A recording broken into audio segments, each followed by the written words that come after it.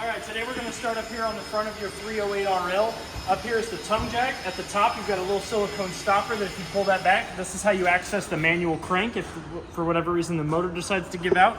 The handle is in the front compartment, and I'll get to those when we get around to that side. You've got a small button up here that's going to turn on your light for hooking up in the dark. Underneath that, you've got a switch that's got down and up. Down is going to lower the front of the unit down, up is going to bring it up, so that way you can disconnect and hook up to your truck. The next thing down below that is your 7-way. That's going to provide you with your brake lights, your turn signals, your running lights, and it's going to charge your battery when it's plugged into the truck. Below that, down here on the saddle, you've got your 2 tow chains, which are going to give you a secure connection to the vehicle, as well as your emergency breakaway cable. That's going to connect to the same spot that your tow chains do, and if for whatever reason this comes unhooked from the truck, that's going to pull the brakes and this thing's going to lock up and not go rolling back down the highway. Behind that, underneath this black cover here, you've got your 2 20-pound propane cylinders, which are full, other than what we use to PDI the unit, which is just to make sure that the furnace works and to test the water heater. So if you undo these 2 little knobs here, you can get to the 2 tanks. They are fed into the unit by the auto change regulator, which is right there. There is a dial on the front of that with an arrow that is for your convenience to determine which tank you're currently pulling from. And the front of the dial will go from red when there's no gas flow to green, showing you that there is gas going from the tanks to the unit. When your tank is empty, you can swap the arrow over, open up the other tank, and you can take that tank off without having any problems. You can go get it filled or replaced. Behind that is your 12-volt Marine RV battery. It is kept in a protective battery box to keep the weather from getting to your terminals. If we come over here to the side of the unit, you've got 3 very important stickers over here. You've got your manufacturing sticker, you've got your VIN sticker, and your tire and loading information. This is going to tell you the PSI of your tires. This is your VIN number, just like on your vehicle. And this is going to tell you the date and the manufacturer of your unit, along with the entire model number. Beside that, you do have a pass-through compartment that has your 30-amp solar controller right there, down there at the bottom. Next to that is also your battery disconnect. What that is it's a switch that goes from on and off. When it's in the on position, it's going to allow the juice from the battery to flow through your unit, and if you're going to store it for extended periods of time, you can flip it to off and it will cut that juice so you can conserve your battery for the winter. It is a pass-through compartment that goes all the way to the other side, and as you can see on this side up here on the top corner, that is your 3/4-inch manual crank handle. What that is for bringing the slides in and out and lowering the spare tire if for whatever reason the motors and the slides do not want to go. I will show you the holes where that goes in, and I'll show you the bolts that those go into. On the side here, you have stabilizer jacks on both the front and the rear. The switch for those is on the door side of the unit, and the manual crank handle spot is here on the off door side. It's going to be right here. You have a manual crank handle on the other side of your unit in the storage compartment that will allow you to raise and lower these manually if you need to. So if we come over here to the side, you do have a pass-through. You do have a compartment here, which is going to be where those keys go. So you do have a keychain. You're going to have 2 of these. They have a purple-headed key, which is going to be your door lock key. You have a black key with a bower head on it. That's going to be your slam latch keys, which are going to be the black latches on your compartments. And then you've got your 751 key. Your 751 key is going to match up with these little turnkey latches here. So if we open this up, this actually is a storage compartment that leads underneath the bed in the master bedroom. And if we come back here behind the slide, your 751 key will also open up your outside shower. So if we open that up, lower it down, this is your outside shower compartment. You do have a shower head which comes off on a hose. You have hot on the left and cold on the right. So if you're going to wash your kids are out playing in the sand or the mud, you can wash them off, you can wash your feet. And if you need to go hands-free, you can sit the hose and the head inside the holder, and then that way you can go hands-free when you're showering and washing off, okay? It does coil back up around the 2 knobs, and then your door can close. And like I said, it is the 751 key, which is going to be the only key that does not have a plastic head on it. And it doesn't stay closed on its own. You'll have to Yes, lock. There is no closing mechanism. The lock is what keeps it closed. So below that, you have your 2 gray tank sewer valves. So this is where you're going to hook your sewer hose. You're going to run the other end to your dump station. So this knob here is going to drain out your washer and dryer tank. So your last gray tank on the control monitor is going to be your washer and dryer tank. So this is your washer and dryer. This is your bathroom sink and your bathroom shower. So you can go ahead and close these. It does have a protective cover over it, so when you're not dumping it, you can close this up so that way things don't come out or things don't go back up and in. The next dump station, sorry. The next dump station we have here is the same way. You're gonna hook your hose up to this, run the end of the proper dump station. You've got your black tank down here, which is gonna be your toilet, which is your bio waste, and then you've got your galley tank here, which is your kitchen sink. That's gonna be gray tank 2, and then the bathroom is gonna be gray tank 1. So when you're dumping your stations, you do wanna make sure that you pull the black first, that'll let all the bio waste come out, and then you pull your gray, and that'll let that water kind of help clean out all that bio waste from your connection ports, okay? And help clean out your hose too while you're at it. It also has the protective covering, so that way when you're not using it, you can put this over there to keep things from getting in or out. And then up in the middle of here, right in the middle of your 2 dump stations is your low water drain points. Those are the 2 lowest points in the water lines of your unit. Those are used for winterizing and dewinterizing your unit. I think that's your low point drain, isn't it? Yeah, that's your low water drain points. Yeah. Got it. Yeah, your fresh tank is actually, if you can see where it's dripping there, that is your fresh tank. That's the residual water that's coming out of your fresh tank. I drained it yesterday, so it's still kind of dripping. But you can see that there's a valve there, and that little white tube next to it, that is a breather tube. So what that does is that keeps air pressure from building up in your fresh tank while you're filling it. It has somewhere for the air to go, and it's an overfill tube. So once your fresh tank does get full enough, water will come out of that as well. So behind that, you have your little water station here. Up at the top, you have your black tank flush. So you can hook your hose and regulator up to this. We always recommend a regulator because it keeps the water pressure between 40 and 50 PSI, and that keeps the lines from disconnecting, okay? So you're gonna hook your hose and regulator up to this. You're gonna open your black tank. You wanna make sure that your black tank is empty and that the valve is open before you use your black tank flush, because what that does is it sends water to a little aerator that spins around the bottom and it cleans the sides and the bottoms off of your black tank. The next port here is your city water connect. You can hook that same hose and regulator up to this, and that'll fill the water lines without having to use your water pump or your fresh tank water. As long as you have the water on at the source, it'll flow through here and it'll pressurize your lines for you. The next one here is your freshwater connection. This is where you're gonna hook that same hose and regulator up to, and this is where you're gonna fill your fresh tank at. So when you get to your destination and you're ready to fill your fresh tank, you'll hook your hose up to this. You've got your furnace vent up here, so you've got cold air going in the top, hot air coming out the bottom. This does get hot enough to burn your skin when your furnace is running, and it will smell like propane, and that's perfectly fine. What's gonna happen is this is gonna get real hot, so if you have anybody that's gonna be playing around in your camper while you've got your furnace on, you do wanna tell them to avoid this. A really good recommendation that I tell people is get a mud dauber screen. For some reason, they're attracted to the smell of propane. They will go in there and they will build their nests, and they will invite all their friends and family to come and live in there. So it's a $20 dome screen that goes over each one of these. You get it in a 2-pack, and it'll keep those mud daubers from getting up in there. And once you buy them, they're there for the life of the camper until something happens to them. So, but it's a really good investment. Down below that is your Suburban Insta-Heat water heater. So if we open up the door, you've got a couple things to go over. You've got your fuse up here, which every once in a while you do want to make sure that's good and tight. You've got your on and off switch, which will turn on the control panel inside the unit. O for off, I for ignition. It's the best way to remember that. And then you've got your pressure release valve down here. If you ever want to make sure there's water in your water heater, you can give this a tug and water will come out. Once water comes out of that, you know that your tank is full and you're good to light it. So your tires have been checked. The lug nuts are torqued to 100 foot-pounds as per the side of the sticker, and the tires have been checked. They're sitting anywhere between 77 and 80 psi, which is where they should be. 80 is where they should be. This doesn't close all the way. And that'll tell you on the sticker up at the front and on the side of each one of your tires it has the proper PSI in it, okay? So when I talked about your manual crank handle for your slides, so both sides have slides on them. So right here, you'll go through that hole, and there will be a 3/4 inch bolt right here. That's where you're gonna stick that's where you're gonna stick that one manual crank handle, and you'll be able to extend and retract out the slide on the opposite side of the unit. So the holes on this side, the little 3/4 inch bolts on this side will bring in the slides on the off door, or on the door side, and the holes on the door side will bring in the slides on the off door side. You do have a 50 amp short cord here. To plug it in, you're gonna make sure that this ring is against these 2 fins. You're gonna push it in, rotate it clockwise, and you're gonna tighten this ring down until it becomes nice, good, and sealed up to the outlet, okay? That's gonna prevent the weather from bugs and dirt and stuff from getting there and corroding away your terminal, and keeping your connection good while you're camping so this thing doesn't fall out. Because what this does is it not only provides you power while it's plugged in, but it also charges your battery for you too.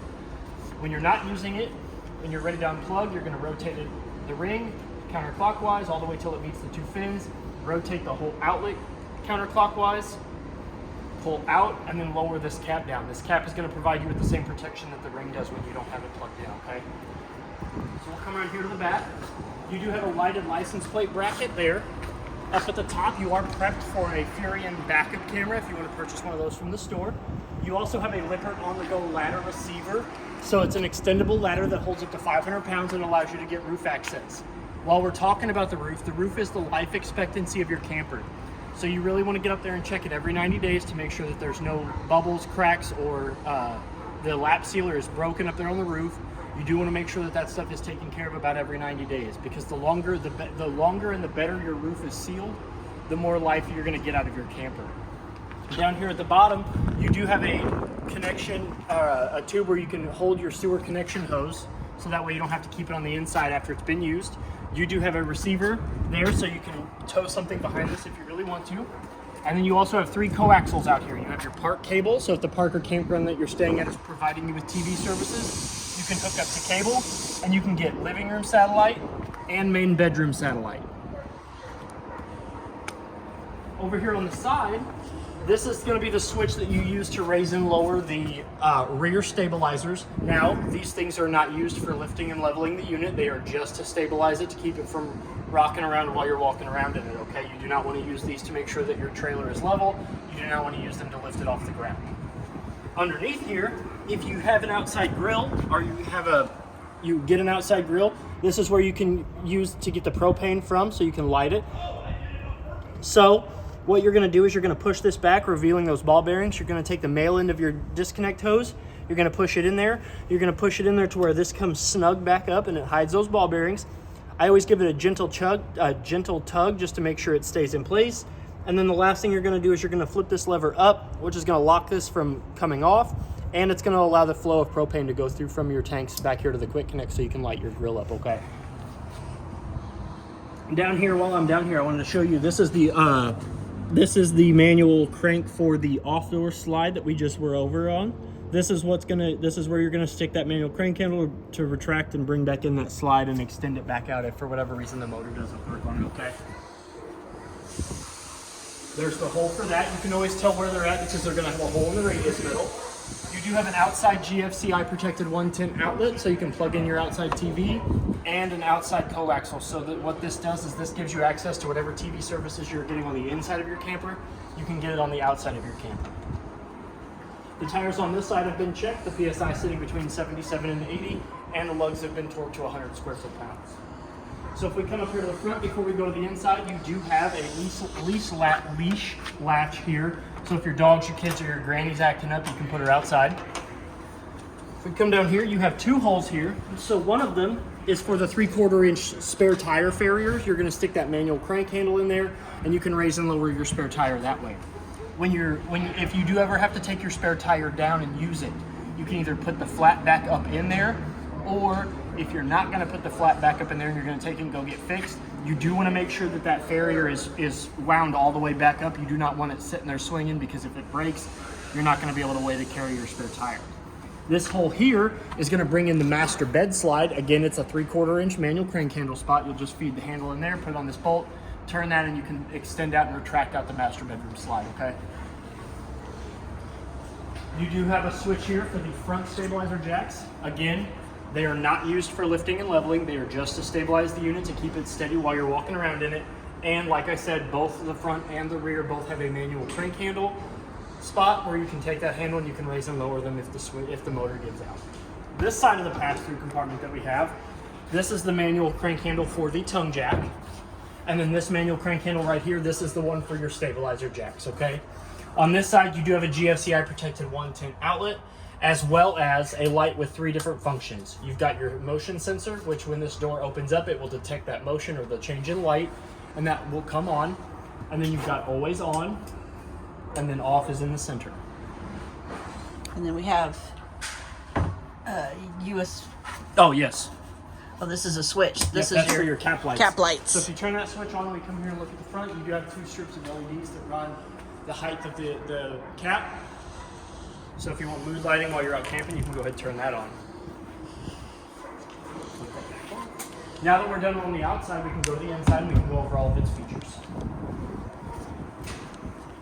So this is how your door should look like when you're in travel position. When you're ready to go inside the unit, once you've dropped it off, you lift up on the handle, swing it out. You do want to make sure that when you open the door, that you open the door all the way up to the other side. Because if you don't, the arms here that are holding the stairs up will do damage to the inside of your door frames. The next thing we're going to do is we're going to grab a hold of this blue bracket. We're going to pull, which is going to release the travel lock. We're going to pull the stairs down. There is a black handle here for your access. I like to grab up here because I'm a little taller. But the first thing that we want to do is we want to look at the black plate here and make sure that it is flush with the silver threshold. What that does is it provides you with the optimum clearance so that way your steps do not do damage to either one of either your storm door or your main door. If for whatever reason they are not flush, you can come down here to the bottom of the stairs, and each side of the stairs have a silver tab here which allows each one of these feet on the bottom of the stairs to be articulated between 15 to 18 points. So it doesn't matter really what elevation you're parked at, you'll be able to get at your stairs level and make sure that that plate is flush with the threshold, okay? So we're going to go ahead and come on in. Down here on the door, you do have your fire extinguisher. They're always by the doors, so that way if there's an emergency inside or outside, there's ease of access. We can go ahead and come on in, and I'm going to turn the lights on. So we're going to flip this big button here at the top. That's going to turn on the LED strips in the ceiling, and if they're too bright for you, you do have a dimmer control slider here, so that way you can manipulate the brightness of the lights in your living room. Next thing next to that is your JBL Bluetooth stereo. So you do have speakers throughout the inside ceiling of your unit, as well as on the outside. This is only Bluetooth. This does not have AM/FM capability, but to turn it on, you're going to hit the power button. The ring's going to illuminate and your four corner lights are going to turn on. This button here is going to be how you enable the Bluetooth. So you're going to hit this button, you're going to go into your Bluetooth settings on your phone, you're going to make your device discoverable, and you're going to be able to connect to the JBL. It'll be JBL and it'll have a bunch of numbers. There's actually a piece of paper in your owner's bag that will have the specific name of the numbers. You'll connect to that and you'll be able to get your speakers. This is a mute button, so if you get a phone call or your volume control, this allows you to quickly mute or unmute the volume. And you've got your brightness button here, which allows you to differentiate between three settings for brightness. You've got bright, dim, and then off. So if you don't want any lights on your stereo and it still be active, you can do that as well. Down below this is your control panel. This is the brains of the unit. So we're going to go over these buttons here at the top. So you've got your fresh tank button. That's going to read off of the empty 1/3, 2/3 full. Your battery, which is going to read off of the L, F, G, and C. Now when you do have it plugged in, it's going to read, as you can see, that it is flashing, so the battery is currently charging right now. You've got your black tank 1, which is your bathroom. It's going to read empty. Black tank 2 is not used because you only have one bathroom. Gray 1 is going to be your bathroom. It's your shower and your bathroom sink tank. Gray 2 is your galley tank, which is your kitchen sink. And gray 3 is your washer and dryer tank. Down below that, you have your water pump button. So if there was water in the fresh tank, we would flip that on. This red button would illuminate, and then your water pump would begin to siphon water from the fresh tank through the lines of your unit. This next button over here is your water heater button. What this does is this turns on your water heater. Is that water heater or tank heater? Oh, sorry, tank heater. You got a Suburban. Sorry. It's all right. It's a tank heater. Your tank heater is just a heating pad underneath the bottom of your holding tanks to keep your holding tanks from freezing. They are not an alternative to your water heater. You cannot use them to get hot water throughout your unit. They just keep the holding tanks above 32 degrees, okay? They just keep them from the freezing point. The next button over is your accent lights. So above each one of the slides, you do have a row of LEDs that light up. So I'll flip that switch so you can see that. Super cool. The next one is your awning lights. So if we flip this on, you do have a string of LEDs that run the length of your awning tube. And this next one here is the hallway light. So you do have a hallway light, so that way when you come in here in the night, you flip this one up and you'll be able to see your control panel, okay? So the next one is we've got your front awning and your rear awning. So I'm gonna send these out just a little bit. And we're gonna go over the arms on your awning. So your awning is actually one of the most expensive repairs you have on your unit. So if you're gonna step away from your camper for about more than 5 minutes, I really suggest that you bring your awning back in. See if I can get it all the way out without hitting the side of the wall there.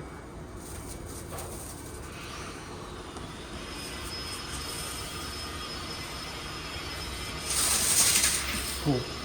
Okay, so if you can see the bare tube there. I'm gonna go out and I'm gonna undo the skirt. I'm gonna try to. Nope. Here, I'll show you. I'll show you the skirt because it's a crucial part of the awning. So when you do your awning, when you extend your awning all the way out, you can see that you do have a bare tube, and then there's a piece of awning that will hang down. So that's the skirt of your awning. What that does is that's going to keep the rain from coming inward if it's coming down off the awning, and it's going to help keep the sun down just a little bit if it gets, if the sun's over that way. But this is how you want your awning to look. It's going to provide your top canvas with the proper amount of slack in it, and it's going to allow this to do the job that it's designed to do. But if it's too much rain coming in on one side or the other, both of these arms here at the bottom do have a pivot point, so you can pull them down and they will create a pitch point. So you can either lower the front end or the back end of the awning or the front end to kind of give yourself a steeper pitch on either the front or the back. And you can actually do it to both of them to create a steeper pitch on the whole awning, so that way if the rain or the sun's coming down all the way, you can get it to where it's not going to come in at you as much. And both of the rules for this awning is also true for the awning that's here on the slide as well. So you have this awning and the awning on the slide, okay? And both of those rules apply. If you're going to step away from your camper for more than 5 minutes, bring your awning all the way in. And then before you bring it in, make sure your arms are back. Yes, you do want to make sure that your arms are in the default position. So we're going to go ahead and bring it back in. You can see it goes in rather quickly, so it shouldn't take too long. If you're going to go on like a boat ride, or you're going to go hiking, or you're going to go four-wheeler riding, or whatever you're going to do while you're away from your camper, you want to make sure that you bring this back in. Stiff breeze, a stiff branch, anything like that, it can do damage to your canvas, and once it gets a hole in there, it's going to be gone from there. And then you have your slides. So your slide here is going to be your master bedroom. This button here is going to be your kitchen slide that also has your TV on it. And then this slide here is going to be the one that's got the dinette and the armchairs on it, okay? So this is your Suburban water control panel. So if we were to flip that switch from O to I outside in the compartment on, this would illuminate. You would have an on-off button here. There'd be a little LED light above on and off. You would turn it on. All 4 of these buttons would illuminate blue. You'd get your display monitor lit up in blue with white letters. The button underneath it allows you to switch from Celsius to Fahrenheit, and the up and down arrows indicate increase in temperature and decrease in temperature. When you are using your hot water, there are 3 very important symbols that are going to line up here at the very bottom. You've got a shower head, which shows you that there is water flowing through the water heater. There is a fan, which is showing you that it is heating up and it is producing heat. And then you've got your flame icon, and the flame icon is indicating that it is taking gas from the cylinders into the water heater and it is heating that air up, okay? So you need all 3 of those symbols to show that you are getting hot water in your unit. Now that we're done with this, we can go into the bathroom. So inside your bathroom, you do have 2 light switches. This one here is going to illuminate the ceiling lights, and the light switch on the mirror side is going to illuminate the vanity mirror lights behind the bathroom mirror. You do have a stainless steel basin bathroom sink with hot on the left and cold on the right, and to draw water, you're going to lift up on the handle. You do have a 110 outlet there on the wall, as well as some storage cubbies here for your hairbrushes, toothbrushes, things like that. You have a towel rack here above the toilet, as well as a ceiling vent fan for when things get hairy. You can open this up, turn your fan on, suck all that out. Now, there are no max airs over this. There are no max air covers, so if you're going to open this up, just be leery that if it is raining, you do plan on getting a little wet. So your toilet is a 2-portion valve toilet, so if you open it up, you floor it, or you stick your foot halfway down, the bowl's going to fill up and that valve's not going to open. And then if you floor it, that valve's going to open and it's going to send all that to the black tank, okay? Over here, you do have some storage. And one quick tip, your black vents are all going to be furnace vents, and they're usually going to be lower to the ground, and all of the white vents in the ceiling are going to be your air conditioning vents. So like this is AC, and then the black vents are all going to be your furnace vents. So your shower, you have hot on the left and cold on the right. You do have a button up here on your shower head that will allow you to cut the flow of water coming from your shower, so you don't have to turn your water off. You do have a skylight so you can shower in the beauty of nature if you want to. And then your tri-glass doors open on either side I don't know why you'd ever want to try to get in on that side of the shower with the bathroom sink being there. But Because you like a challenge. because you like a challenge. But when you are traveling, you do want to make sure that all three of the glass panes are all the way to the closet side, because the travel lock here, you'll slide it down, push the nugget in, bring the door in,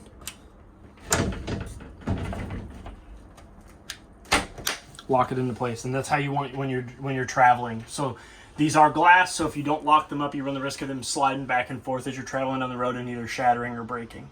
Now, I actually have a Hemisphere. There's also a travel lock here. I just don't know why you'd want to lock it from inside the shower, but if you like to do things differently, you can use that one too. Oh, I didn't even see that one was over there. Yeah, because it's inside the shower. I don't know why you'd lock it inside the shower, but Unless you want to lock yourself inside the shower. right, you can use that one. So we'll go ahead and close the door. Now that we're done with the bathroom, you do have coat racks here, so you can hang up your jackets and stuff. So we're going to go ahead and come on into the master bedroom. So you have two light switches here. The front one is going to turn on the mirror for your vanity, and the bottom one turns on the ceiling lights in your bedroom. So if you come on in here, you do have a sliding pocket door. So when you're ready to go to bed at night and you've got other people staying with you, you can slide that all the way up against the magnet latch on the wall. And I mean, I'm tugging on it, so it is pretty strong. So Hello again. Hello again. When you are traveling, just like the shower door, you do want to make sure that the safety latch is on there to keep this door from sliding in and doing damage to either the track, the carts, the door, or the wall. So on this side of the wall, you do have a USB port and 110 outlets, so that way if you have a CPAP machine or anything like that, you can plug those in and have your CPAP machine and your phone charging at the same time. You do have a heater vent. You do have a heater vent down there. So you do have windows on either side of your master bed, so they do have the shade down currently. So if we lift that up, your window over here does open by pushing it on the two tabs and pushing them towards each other and lifting up. Your screen can also do the same as well. Same goes for this side of the bed. You do have the same style window and shade. You do have a light switch above the master bed, so if you flip that on, the two LEDs in the slide themselves will come on.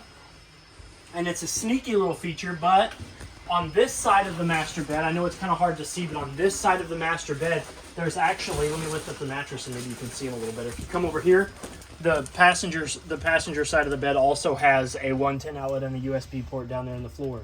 So that way, if that person also has a CPAP machine or needs their phone charged, they can do that as well without having to roll over on the person sleeping on the other side of the bed.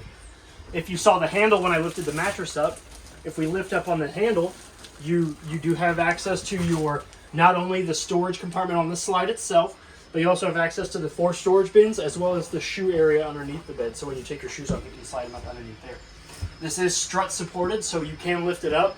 If you're bringing stuff in and setting it in there, you don't have to worry about having somebody hold it up. It is gas strut supported, so it just stays up.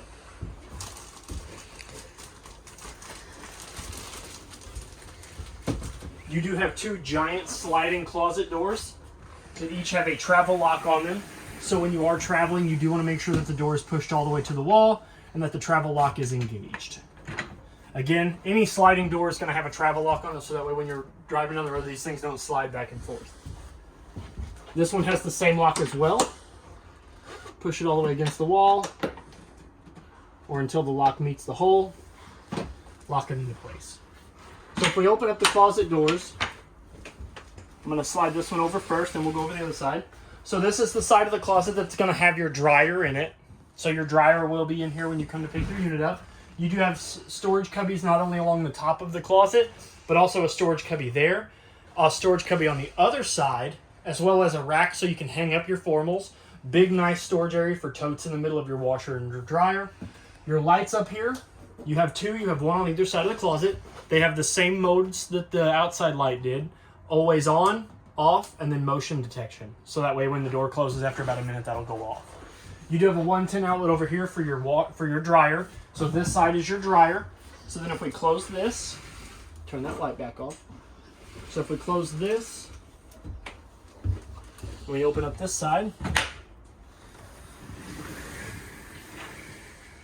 this over here is going to be where your washer goes, because you do have your cold water, hot water hookups as well as your drain pipe. And then up above that, you have the 110 outlet to plug it in, as well as another one of the 3 modal lights, off, always on, motion detection. And like I said, after about a minute, those will go off. And you have plenty of storage for the, so your washer will go here, your dryer will go there, and you have plenty of storage in the middle. As well as a cubby. Like I said, the above head storage. So you do have a nice cushioned ottoman here with a pull-out drawer for your makeup. A nice backlit vanity mirror so that way they can sit here and do their hair or their makeup if they want to. 6-drawer storage dresser.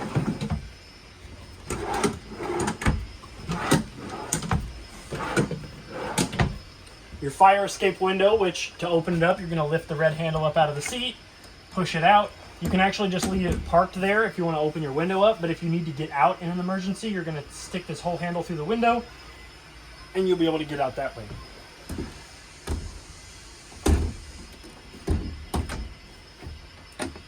You do have a pull-down shade here, so that way if you don't want anybody to see yourself in the bedroom, you can shut that down. And then right here behind this wall is your TV backer, so this is where you can mount your TV mount. And to power it, you have a 110 outlet there, as well as a Park cable and satellite coaxial. So if you're getting satellite or cable, you'll hook the coaxial up to this one and turn the light off. And then if you want to get the antenna channels from where you're staying, you'll put the coaxial back to this outlet and you'll turn that light on. What that light is that powers the antenna booster, which boosts the signal so it can pick up more channels that way, okay? So when the light is on, you can only get antenna, and when the light is off, you can only get cable and satellite. Up above our head here is the air conditioner for the bedroom. It does have 2 omnidirectional swivel vents here, so you can kind of turn those if you want to. You have 2 dump vents on either end, so if we close these, you're going to get more out of the omnidirectional vents and out of some of the louvers. And then you do have your fan control here. The bigger the fan symbol, the higher the fan's going to go. And you do have a gradient here. So the blue is going to be your air conditioner, and it goes off of this black arrow here. And this one actually does have heating strips in it. So if your furnaces, if you don't want the furnace on in your living room, but you do want your bedroom to be nice and warm, you can actually manipulate this to the higher the gradient, and the higher the red gradient, the warmer that the heating coil up in here will get, okay? So now that we're done in the bedroom, we're going to go ahead and make our way back up into the living room, and we'll go over that stuff. So we're going to start here on the dinette. So you do have 4 chairs. They also have their own seat belts. So when you travel, you do want to make sure that the 4 chairs are strapped in. Up underneath, if you can see that, on the little black console underneath the table, you do have a 110 outlet and a USB port. The USB ports in this unit pull about 5.09 volts. They do get enough to where they can charge your cell phone. And then that top one is your 110 outlet right there. As you can see, this black strap here is your seat belt. And what you do is you just push all 4 chairs in, and you just strap them all together, and it keeps them from going anywhere when you're traveling down the road. You do have a light above here with a push button in the center, which turns it on. So if you're eating breakfast, you can eat and not have to turn all the lights on in your unit. You do have a rather nice armchair set here, which the center console does fold up, so you can have a love seat. And if you don't want that, you can fold this back down. Not only does it have 2 more drink or snack holders, but it also has a USB and USB-C port there, so you can charge your phone while you're sitting on the couch as well. The lights above the armchairs are turned on by a switch above the head. The 2 side windows here on the slide open up by pushing the 2 pinch tabs towards the middle and lifting up. And the 2 back windows here, the 2 bigger windows, open up by pulling on the center tab, sliding the window towards the door, and the screen can also go that way as well. They do have shades that meet in the middle on the 2 larger windows. They do magnetize, so they will stick together. Those 2 windows are the same, and these 2 windows have pull-down shades, just like in the master bedroom. So we'll come over here to the rear of the unit. So the 2 side windows here are the same. They have the pinch tabs that they pinch towards the middle, lift up, with pull-down shades. Each side of the couch is equipped with a USB and a 110 outlet on either side, as well as storage cubbies underneath. So you can put your blankets, your throw pillows, toys, snacks, toys, games, whatever you want. Above head, you've got more access to some above head storage, 1 large storage compartment with 4 individual doors. The window over here is a fire escape window, so you can pull that all the way out. You can use it as a regular window, you just pull it barely, but if you want to open it up all the way, you yank on it, and it'll allow you to open all the way up. And then you can pull the 2 center shades together, and they'll magnetize together as well. You do have a secondary sleeping option with this couch. So if we pull off the 2 back cushions, set these over here in the armchair, you can lift up on the couch. Oops, all the way at the bottom. Lift up, pull out, It does have support legs underneath. You do not want to use this as the support. It's got support legs underneath. Lower this down. Flip the back down. And you can actually set those back up against the wall if you want, or you can set your own pillows up there, but then you can have a secondary sleeping option. But if you're going to use this as the sleeping option, you do not want to use the fireplace, because the fireplace will get hot enough to melt the vinyl off of your couch. So to revert it back to a sitting area, lift up on the back, grab a hold of this, lift up, fold your support legs back up and in, break it in the middle, lower it back down, and you can stick your couch cushions back.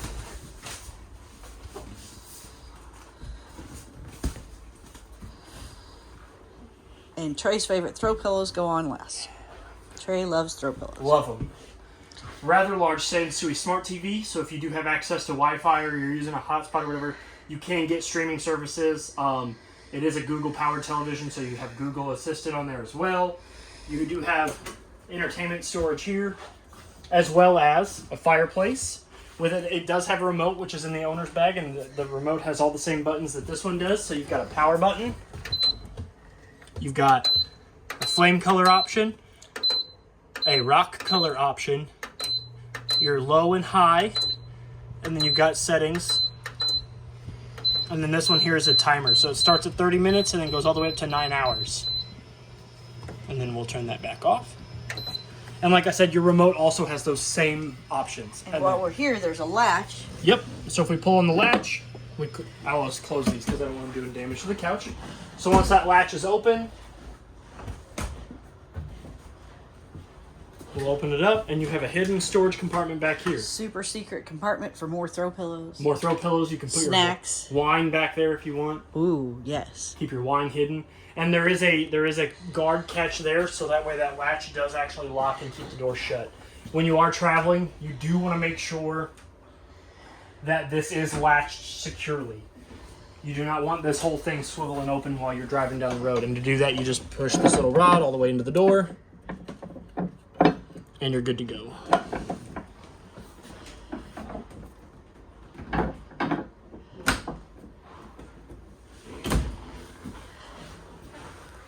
So we're going to go over here to the stove. So you've got your Furion vent and light up here at the top. Light next to it. Your glass top does need to fold up in order to use the stove. This does get hot, but it does not get hot enough to cook on, and it will get shattered if you try to cook on it. Lift it up, flip the switch on. Your 4 burners will illuminate in your striker. So you're going to turn on, rotate it, flip it over, hold it for about 3 to 5 seconds, and let that thermocouple get nice, good, and hot. Release and adjust your temperature. Same goes for the center.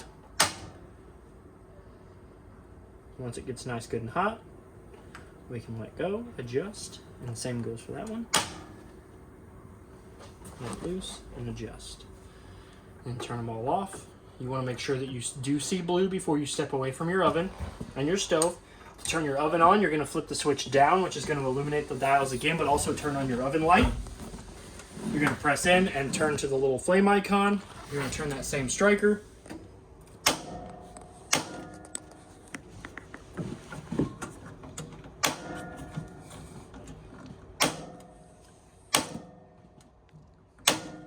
You're going to keep going until you see that pilot light.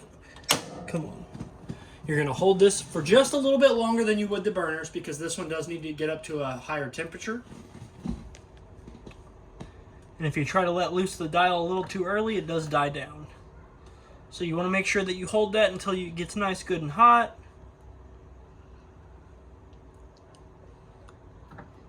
Oh, not yet.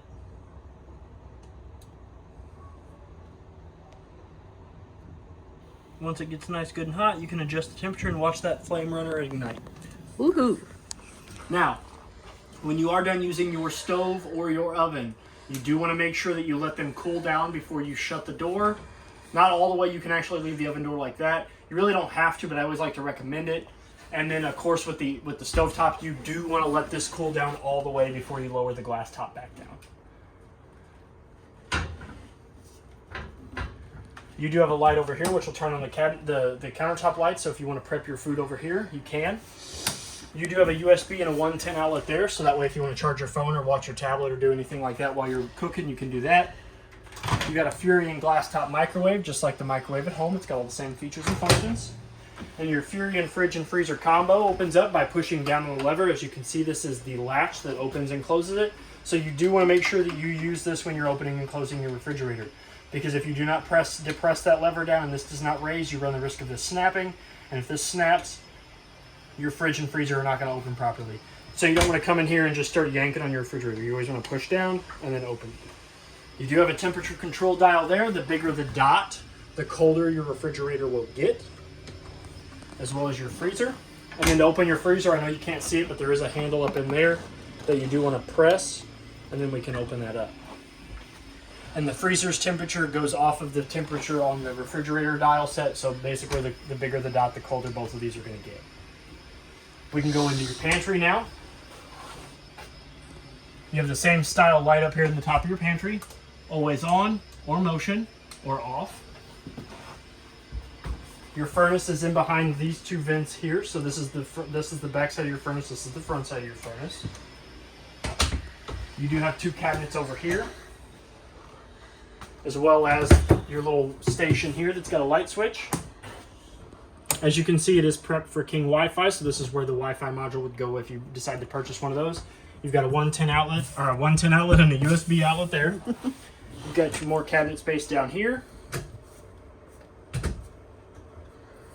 Before I forget, I do want to go over that you do have 3 pull-out drawers there underneath the kitchen counter, as well as counter space underneath the sink over here, or cabinet space. So you do have a rather deep. This is where your trash can could go.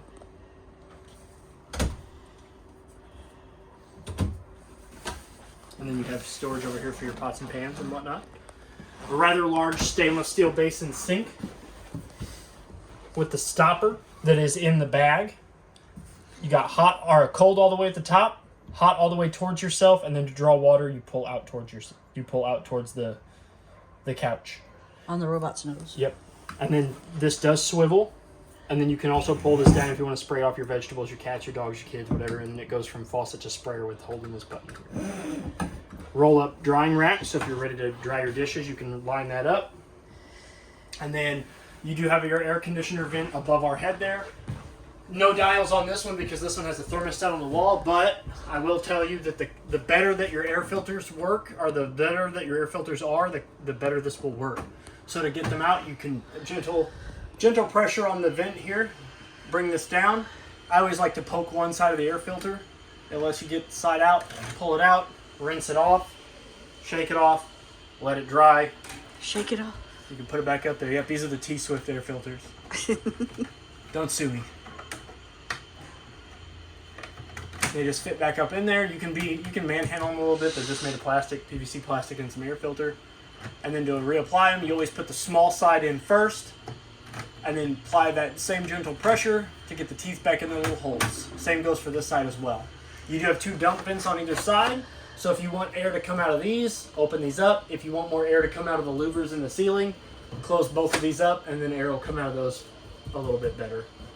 Last but not least, we've got some stuff to go over here. We've got your thermostat here up on the wall. So to activate it, we're going to wake it up. Activate. It's got 4 modes: off, cool, heat, cool and heat, and dry cool. So it's got 4 modes. So cool is your air conditioner, heat is your furnace, cool and heat is dual climate control. So you can set it to one temperature, and your furnace and air conditioner will work in tandem to make sure it stays that temperature. And then you've also got dry cool, which is like a dehumidified cool, so it doesn't get as moist in here.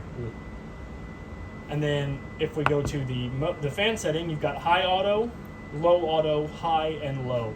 So I never recommend low or low auto. Always go with high auto is the best because it allows your compressor to cycle, and then high auto will just run and will just Forrest Gump its way in to stay on all the time.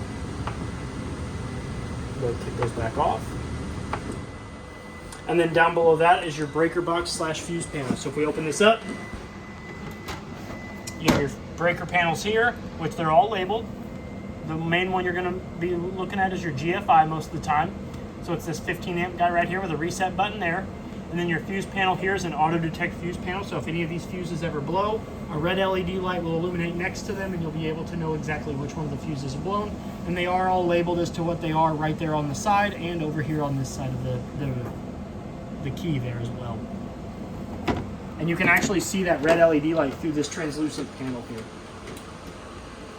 Last two things I want to go over before we call her done is your LP and carbon monoxide detector is right there. That solid green light is what you're going to want to see 95% of the time. If you see anything else, you're going to either want to air it out or go get it looked at. You can test that as well as the smoke detector up there on the roof, over there above the living quarters. That's just like the smoke detector in your home. You want to test them every 90 days. I always like to tell people test them. Test those two devices and this, check this, every time you're going to use your camper. Every weekend, come out here and make sure that those are working, because as somebody that survived a house fire, I can tell you that those saved my life. So definitely check those more often than you should. And then the last thing I want to go over is a light switch there on the side. If you flip that on, your island will glow. Ooh. And I think that just about covers everything, unless I forgot something. But if you have any questions, please feel free to reach out to me here at Parkland RV. My name is Trey. Thank you. Happy camping and good luck.